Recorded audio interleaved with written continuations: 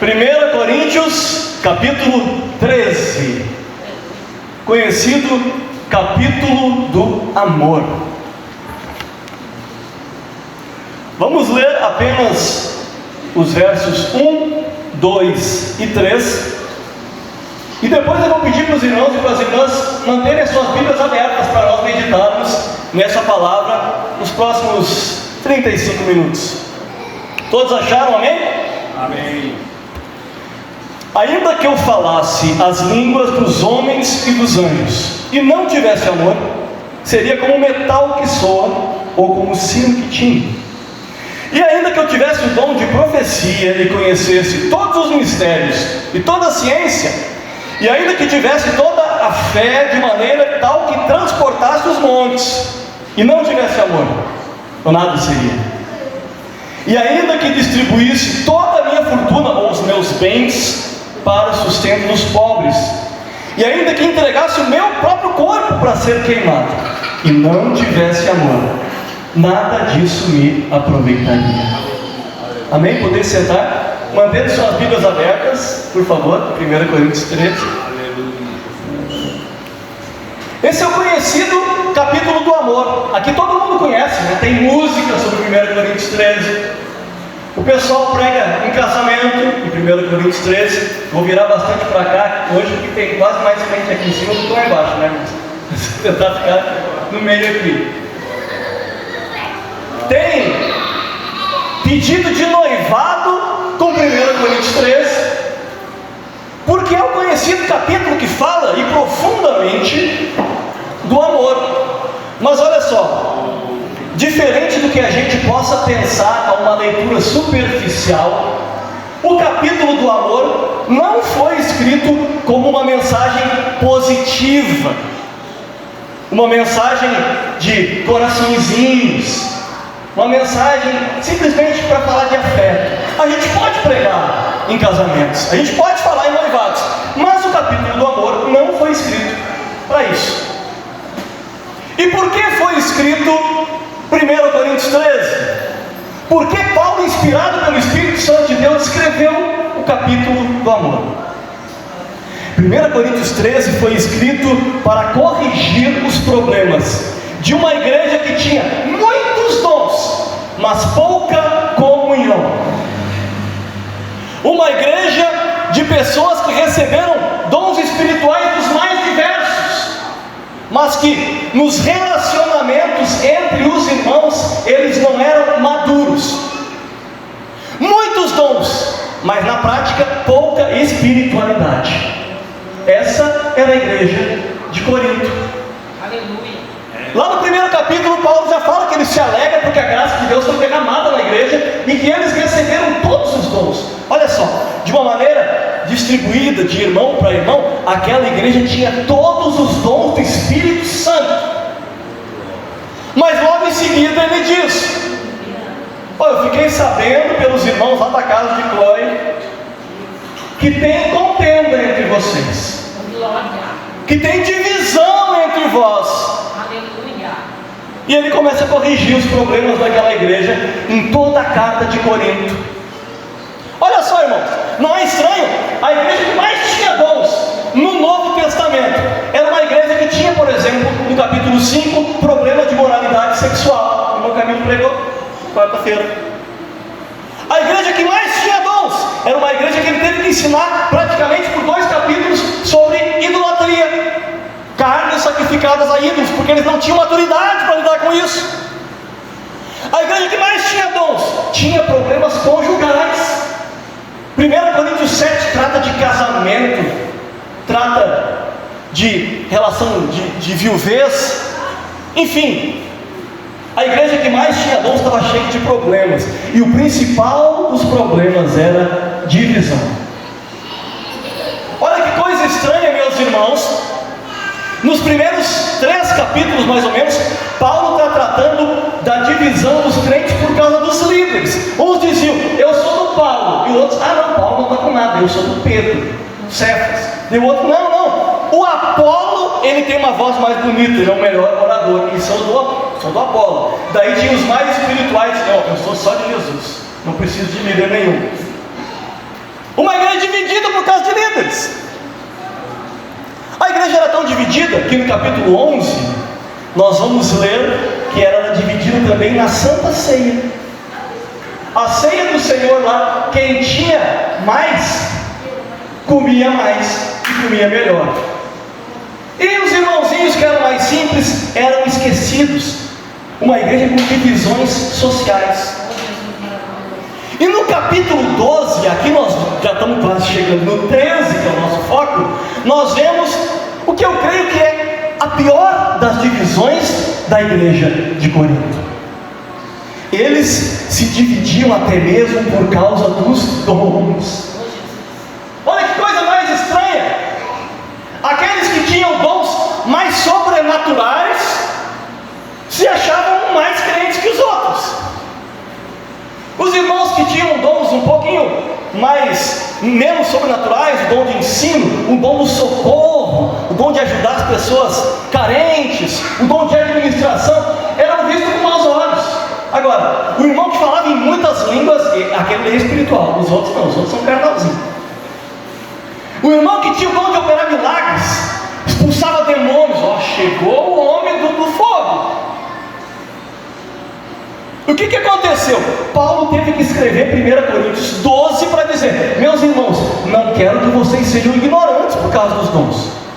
E ele vai explicar que todos os dons foram dados pelo mesmo Espírito. Paulo está ensinando em 1 Coríntios 12 que assim como o corpo tem membros diferentes, com funções diferentes, o pé não pode fazer a função da mão, a cabeça não faz a função da perna, assim o corpo de Cristo é a mesma coisa. Nem todos vão ter o mesmo dom, mas todos têm uma função.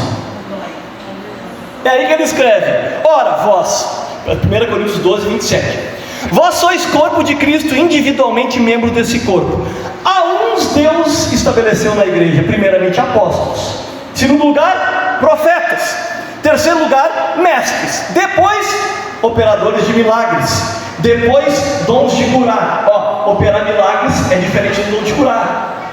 Possivelmente era a expulsão de demônios, era alguns tipos de maravilhas sobrenaturais. Dons de curar, socorro, governo, variedade de línguas. Agora olha a pergunta, irmãos: porventura são todos apóstolos? Todos são profetas? Todos são mestres? Todos são operadores de milagres? Todos vocês têm os dons de curar? Todos vocês falam em línguas? Todos interpretam? E a resposta óbvia para cada uma dessas perguntas é não. Nem todos têm esses mesmos dons. E é por isso que ele vai escrever 1 Coríntios 13. Por quê? Porque na diversidade de dons da igreja, que estava causando divisão, o Paulo entendeu, inspirado pelo Espírito Santo, que havia um caminho mais excelente que o caminho dos dons. Como assim, irmão? Mais excelente que os dons espirituais? Mais excelente.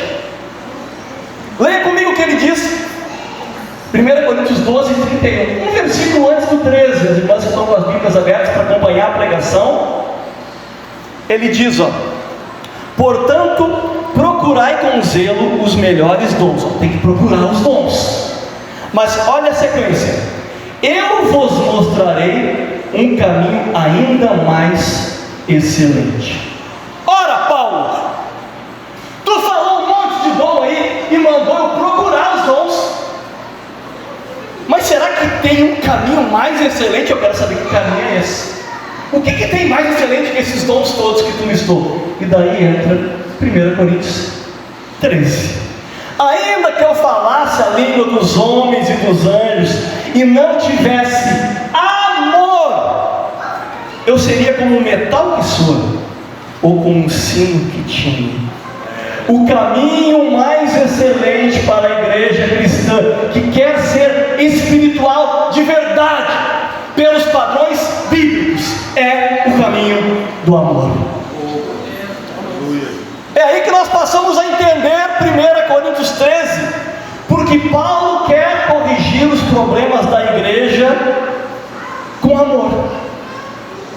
Paulo quer corrigir uma igreja que avaliava a sua própria espiritualidade pelos critérios errados.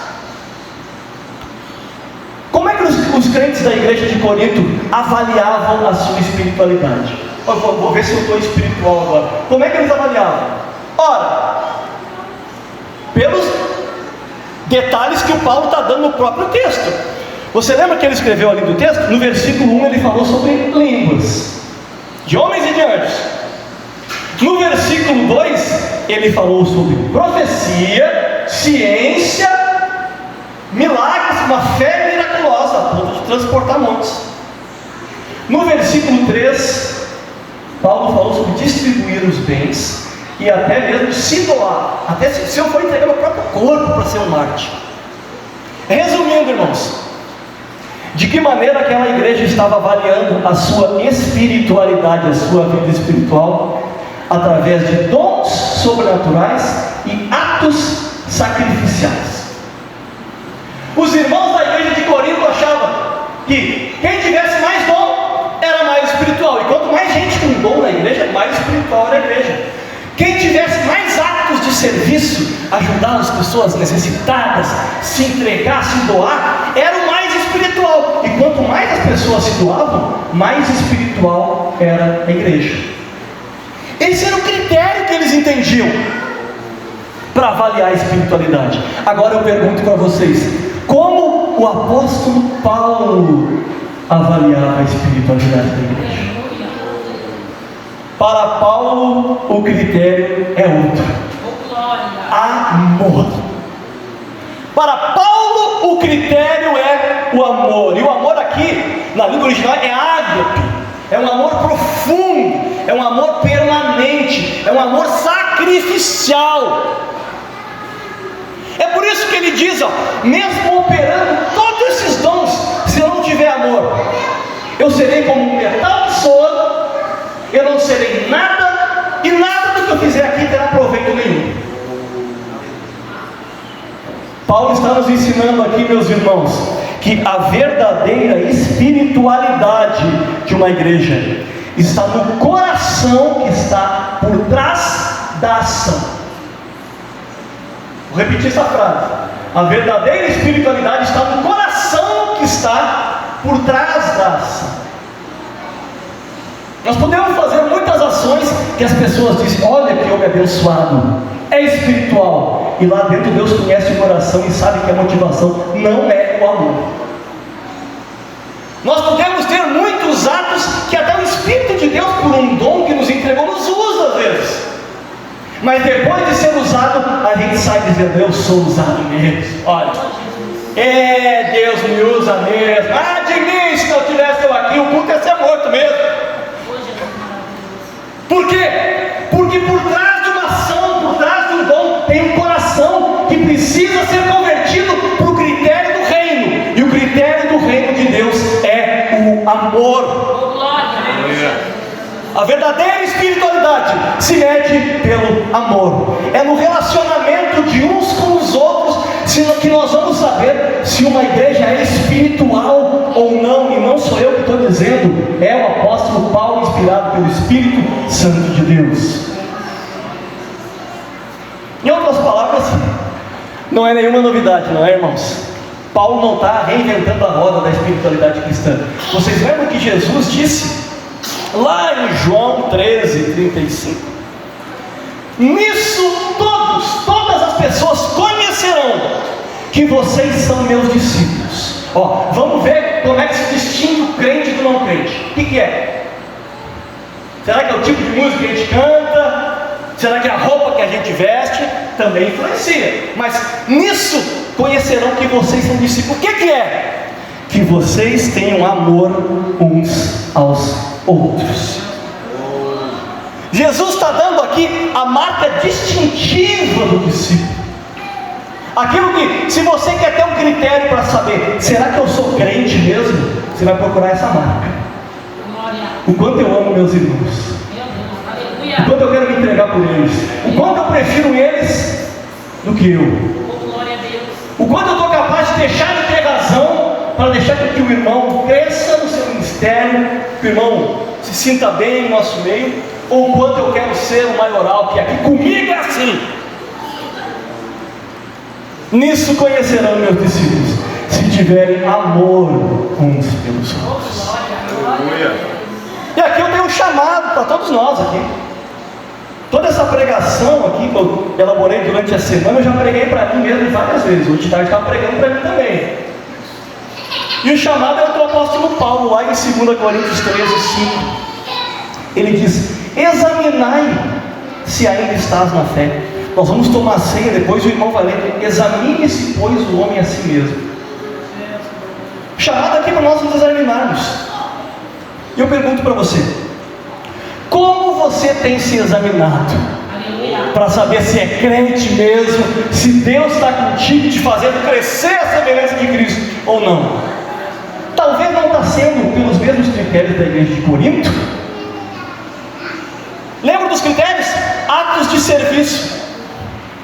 Nós poderíamos perguntar, não precisa levantar a mão, mas quantos aqui participam das atividades da igreja? Tem um monte de gente levanta a mão. Uma igreja espiritual.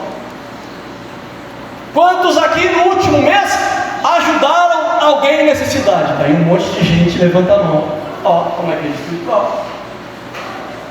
Crentes como Corinto avaliariam assim. Ou talvez avaliariam como nós falamos nos dons. Daí as perguntas seriam outras. Quantos aqui já receberam o dom de profecia? Daí 2 ou 3 levantariam a mão. Quantos aqui têm um dom de ensino? Ou então, quantos aqui falam em línguas? Daí mais gente levantaria a mão. 90% da igreja talvez. Mas eu tenho uma pergunta para vocês: e se nós mudássemos a pergunta e fizesse a pergunta do apóstolo Paulo? Quantos aqui nessa igreja são conhecidos por serem pessoas que amam? Oh, glória a Deus! Quantos aqui são conhecidos por ser uma pessoa de coração quebrantado, que se relaciona bem com os outros, que tem sempre um sorriso para te dar, que tem sempre uma palavra de amor, um abraço de carinho, uma palavra de conforto, uma mensagem de Deus? Quantos aqui são pessoas conhecidas como pessoas que amam? E daí nós avaliaríamos a verdadeira vida espiritual da igreja da Bela Vista. É nos relacionamentos, Paulo está nos ensinando, que nós vamos saber se nós somos verdadeiros discípulos espirituais ou não. Quantas pessoas foram recebidas aqui já nessa igreja por causa do nosso amor? Porque nós acolhemos. Tem várias. Minhas irmãs aqui, a irmã chegou faz pouco tempo, com certeza ela ficou porque foi bem acolhida. O Ronaldo está chegando agora com a sua esposa, a Luana. Possivelmente ele está chegando porque está sendo bem acolhido. Isso é um bom sinal para nós. Mas agora, quantas pessoas já foram perdidas aqui nessa igreja por falta de amor? Quantas pessoas deixaram de vir por causa de relacionamentos quebrados, palavras malditas, espiritualidades fake, superficiais, de boca para fora, mas que não tinham o coração de Cristo gerando os relacionamentos na igreja? O ano de 2026, a irmã Rita falou aqui na segunda-feira, é um ano que nós temos que começar com amor. É por isso que nós estamos trazendo essa palavra. É ano de trazer de volta essas pessoas. É ano de buscar gente pelo coração. É ano de abraçar. É ano de acolher. A Bela Vista tem que ser conhecida como uma igreja que ama como Jesus amou. Segundo lugar, meus irmãos, eu quero perguntar: por que é tão importante a gente entender isso? Por que é tão importante saber essa verdade? Eu quero propor aqui que este ensino toca alguns dos nossos desejos mais profundos para fazer a obra de Deus. Todo mundo está aqui, a gente entende porque quer fazer a obra de Deus, de alguma forma. A gente está aqui porque quer servir a Deus, não é? Amém? Queremos servir a Deus? Os irmãos estão ouvindo lá direito, amém? Amém. Eu estou quase concordando com o irmão Deus.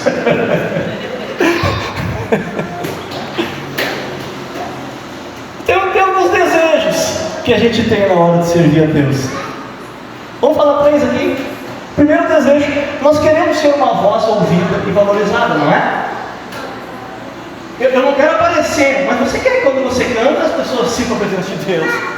Você quer que quando você prega a pessoa diga, ó, a palavra me tocou. Nós queremos ser uma voz ouvida e realizada. Segundo lugar, nós queremos servir a Deus como uma pessoa relevante. A gente não quer entrar na igreja, sair da igreja, ninguém viu que a gente está aqui. A gente quer ser relevante aqui que a gente está. A gente quer dizer, olha, a Edna falou comigo e Deus usou ela. E ela vai dizer, ok, obrigado Jesus, o Senhor me usou. É para isso que eu quero estar aqui, eu quero ser relevante. Em terceiro lugar, mais um desejo.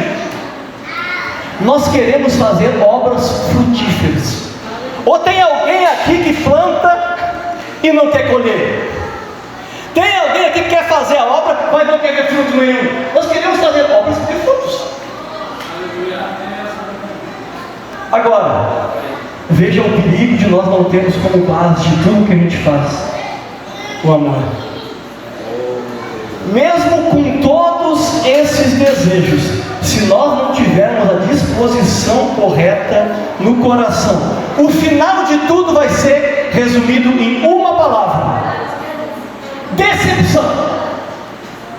Nós vamos nos decepcionar na igreja, nos decepcionar no ministério, nos decepcionar em tudo que a gente fez, porque no final a gente vai ver que o nosso trabalho foi vão no Senhor, por falta de amor. Não é isso que Paulo está falando, gente. Olha ali, ó. Você que deixou a Bíblia aberta comigo, lembra do primeiro desejo? Desejo de ser uma voz que é ouvida? Olha o versículo 1. Ainda que eu fale as línguas dos homens e dos anjos, se não tiver amor, serei como bronze que soa, ou como símbolo que retine. O que é isso? Ele está dizendo, você quer ser uma voz ouvida, considerada, sem amor, bate no metal aqui, ó. Sem amor a tua voz é só barulho. Quer ser relevante a tua voz? Quando as pessoas falam, Deus toca no coração. Se você não tiver amor, a tua voz é só barulho, metal que soa, sem efeito nenhum no coração das pessoas, porque falta o óleo essencial que lava a alma, que é o amor do Senhor Jesus Cristo. E aí que nós podemos pregar muito bem, ou às vezes muito mal, e não ter efeito nenhum. É aí que nós podemos cantar muito bem, às vezes as pessoas sentiam a presença de Deus, só que diante de Deus, Deus está dizendo, não é por amor que está fazendo isso. Aleluia. Dons desperdiçados por falta de amor. E o nosso segundo desejo, o desejo de sermos relevantes. Todo mundo quer ser relevante, né? Mas olha o que ele diz no versículo 2, ó. Ainda que eu tenha dom de profetizar, conheça todos os mistérios, toda a ciência, que eu tenha tamanha fé a ponto de transportar montes, se eu não tiver amor, eu nada serei. Eu quero ser o cara, eu tenho o dom de profecia, eu tenho o dom da palavra. Eu vejo o texto bíblico, já me abre aqui 5 pontos. Grandes coisas. Se não tiver amor, tu não é nada. Se não tiver amor, a Bíblia diz, sabe, nada, alguém nada, tu é igual. Tu não é nada sem o amor. Isso se resume em uma palavra: identidades desperdiçadas. A gente pode, além de estar desperdiçando dons que Deus nos dá, desperdiçar nossa própria identidade, porque Deus não nos chamou para sermos nada na sua obra. Você chamou para ser, Deus te chamou para ser um vaso ungido, escolhido e usado para a obra do Senhor. Terceiro lugar,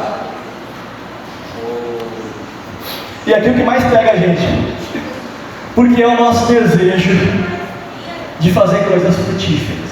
Eu quero que o trabalho dê certo, eu quero que as pessoas ouçam e mudem de vida. Mas olha o que Paulo diz, ó. Ainda que, versículo 3, que eu distribuísse toda a minha fortuna, os meus bens para sustento do pobre, e que eu me entregasse para ser queimado, e não tivesse amor, nada disso me aproveitaria. Está entendendo, meu irmão? A gente quer ter fruto, Mas sem o dom supremo do amor, nada do que a gente faz na casa do Senhor vai ter proveito nenhum. E talvez você chegue pela graça, pela misericórdia de Deus, no grande dia, esperando grandes galardões, e só o que sobrou, que é uma maravilha, né? Mas você vai receber a sua salvação pela graça. Senhor, e tudo que eu fiz, não, você não fez com a motivação correta. Você não tinha bons relacionamentos na igreja. Senhor, mas eu estava todo culto lá, eu abria, fechava, eu pregava, tocava meu teclado. Não, você não fez pela motivação correta. Você fazia aquilo pelo mesmo motivo que você fazia no seu trabalho. Glória a Deus. Talvez para ser bem visto, porque você assumiu um cargo, mas você não tinha bom relacionamento com os irmãos, você não tinha amor. Oh, Jesus, maravilhoso. Irmãos, nós estamos fazendo essa palavra aqui no primeiro culto de ceia desse ano, porque nós não queremos que as nossas obras aqui em 2026 sejam obras desperdiçadas. Nós não queremos que o serviço feito aqui seja um serviço inútil, por falta de amor. Mas a mensagem que nós temos aqui é uma mensagem de esperança. O Senhor, que é o Deus de amor, está aqui entre nós, e é Ele que chama a sua igreja. Glória. É Ele que distribui os dons à sua igreja. Glória. É Ele que nos capacita e nos chama a estar aqui, mas não para viver de qualquer jeito, para viver em amor. Glória. Em terceiro e último lugar, eu quero rapidamente aqui, tenho mais 10 minutinhos, até as 9h15, né? 8 minutinhos. Eu quero citar aqui algumas possíveis objeções. Alguém pode contestar, dizer, meu irmão, mas não é bem assim. Eu já entendi, já explicou bem direitinho, tintim por tintim. O Paulo está dizendo isso, mas na prática não é assim que funciona. Alguém pode levantar algumas objeções. Eu vou tentar falar aqui as que eu coloquei. Foram 4, vamos ver se dá tempo. 4 possíveis objeções que alguém pode se opor a esse ensino. Primeiro, então, se é assim, não vale a pena buscar dons. Não vale a pena me dedicar para o serviço do Senhor então, se é assim, né? Eu não consigo amar desse jeito que o Paulo falou.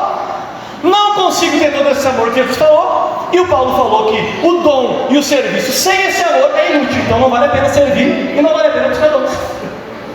A gente pode pensar assim, não é? Mas olha só, meus irmãos, o Paulo não está falando contra os dons. Ele está falando contra o coração do crente. Em outras palavras, o problema não está no dom, o problema está em mim. Ele diz, se eu não tiver amor, eu serei como metal que sou, eu nada serei, eu não terei proveito, o problema sou eu. Glória a Deus. E aqui reside muitas vezes o motivo porque muitas igrejas minguam, não crescem, não se desenvolvem em amor, porque nós temos dificuldade de assumir isso. O problema sou eu. Nós temos dificuldade de dizer, eu vou olhar para dentro de mim aqui e vou ver o que tem de errado para consertar. Glória a Deus. Vou parar de achar defeito nos irmãos, no pregador, no horário do culto, no jeito que o irmão fala, que o irmão toca. Eu vou começar a olhar para dentro de mim. Glória a Deus, Jesus. E vou dizer, Senhor, solta o meu coração, me ajuda. Vê se há em mim algum caminho mau. Glória a Deus. O problema sou eu, Senhor. Glória a Deus, Jesus. Aleluia. Enquanto a gente não parar de ficar olhando só para o sobrenatural lá do céu e começar a olhar para dentro do coração e ver aquilo que é natural, para arrancar do homem natural, a gente vai continuar vivendo sem amor. Meu Deus, aleluia. Uma segunda possível objeção. Alguém pode dizer assim, mas eu sou crente, irmão Camilo. Por quê? Eu sei que eu sou crente, eu amo a Deus. O meu problema é com os irmãos ali, aqueles 2 irmãos, eu tenho problema com eles. Mas eu mesmo, com Deus, está tudo certo. Alguém pode dizer isso, né? Olha o que o apóstolo João diz, 1 João 4:20. Se alguém disser, amo a Deus, mas odiar o seu irmão, esse alguém é mentiroso. Mentiroso. E ele continua, pois quem não ama o seu irmão que vê, não pode amar a Deus que não vê. O que Deus está dizendo aqui através de João? O amor que você demonstra pelos irmãos espelha o mesmo amor que tu tem para Deus. Em outras palavras, quer saber se a pessoa ama a Deus de verdade? Olha se ela ama os irmãos. Quer saber se é crente, essa é espiritual? Vê como é que ela se relaciona com as pessoas da igreja. Vê se ela tem um abraço, um sorriso, uma palavra, tudo que já falamos. Vê se tem amor fluindo. Daí você vai saber se ama a Deus ou não. O tipo de relacionamento que você nutre da igreja revela o tipo de amor que você tem com Deus. E isso é tanto na igreja quanto em casa, viu, irmãos? Nós homens aqui. É tanto na igreja quanto em casa. E aqui pega pra gente, irmão. Olha o que Pedro falou, 1 Pedro 3,7. Vivei com elas, com as mulheres do lar, com entendimento, dando honra à mulher como parte mais frágil, herdeira convosco da graça da vida. Para que eu tenho que honrar a mulher? Para que eu tenho que tratar o pessoal bem lá em casa? Para que as vossas orações não sejam impedidas ou interrompidas. Em outras palavras, o teu mau relacionamento dentro de casa pode limitar o teu relacionamento com Deus. Isso aqui é forte demais, irmão. Porque Jesus morreu na cruz e derramou o seu sangue para que eu pudesse ter acesso a Deus, para que eu pudesse orar e dizer: Pai nosso. Mas se eu sou um mau marido, um mau filho, um mau pai, aquilo pelo qual Jesus amou, que me dá acesso, é limitado. O meu jeito de agir dentro de casa acaba quebrando, cortando esse acesso de quem pode ajoelhar com o coração tranquilo e dizer: Pai nosso que estás no céu. É mais sério do que parece, não é? Nós precisamos desenvolver o dom supremo do amor, meus irmãos. Chegando ao fim, uma terceira objeção que alguém pode dizer, e essa aqui é uma das mais comuns, tá, pessoal? Irmão, eu não sinto amor. Eu até tento, a irmã às vezes, até tentei me dar bem com ela, mas eu não sinto. Eu não sinto. E daí? Eu entendi que tem que amar, mas eu não sinto. O que eu posso fazer? Olha o que Jesus vai dizer, lá em João 13:34. Eu lhes dou um novo mandamento. Ó, é um mandamento: que vocês amem uns aos outros, assim como eu vos amei, vocês amem também uns aos outros. Primeiro lugar, é um mandamento de Jesus. E mandamento não pede sentimento, mandamento pede obediência. Não é sentir, é cuidar da pessoa sem sentir mesmo. Não é abrir um sorriso e ter borboleta na barriga quando vê o irmão. É tratar ele com amor, porque você foi tratado com amor por Jesus, mesmo quando você era um pobre miserável lá no mundo, que ele deveria olhar para você e rejeitar, mas ele te amou. Então é com esse mesmo amor que você vai amar o teu irmão. Não por sentimento, mas por uma decisão. Eu decido em meu coração que eu vou amar. Em segundo lugar, é que nós temos um modelo de amor, não é? Olha o modelo, irmãos. Amar como Jesus nos amou. Você está tratando as pessoas aqui na igreja da mesma forma que você foi tratado por Jesus? Você trata as pessoas lá dentro da tua casa com a mesma graça, com a mesma misericórdia que Jesus te tratou quando te acolheu, te abraçou e te trouxe para o seu povo? Quando nós já chegamos na presença de Jesus, o que nós sentimos? Paz. A gente chega triste perto de Jesus, a gente se ajoelha e sente o quê? Alegria. A gente chega cansado diante de Jesus, a gente se ajoelha e sai como? Com misericórdia, com graça. Se esse é o padrão, meus irmãos e minhas irmãs, nós temos que aplicar nós também. Quando as pessoas chegam perto da gente, elas saem com mais alegria? Quando as pessoas conversam com a gente, elas saem sentindo mais a graça de Deus? ou é murmuração, ou é peso de espírito. Nós teremos também, se quisermos seguir o modelo de Jesus, às vezes que exortar alguns irmãos. Nós teremos também que dar alguma correção, mas olha só, mesmo a verdade tem que ser dita em amor. Da mesma forma que você foi recebido por Jesus, trate as outras pessoas. Em 1 minuto, a nossa quarta e última possível objeção. E essa aqui vai pegar todo mundo. Se todo mundo é bem parecido comigo, vai pegar todo mundo. Porque foi a que mais me pegou. A gente olha para isso e diz o que, ô Camilo? Eu não consigo amar dessa forma.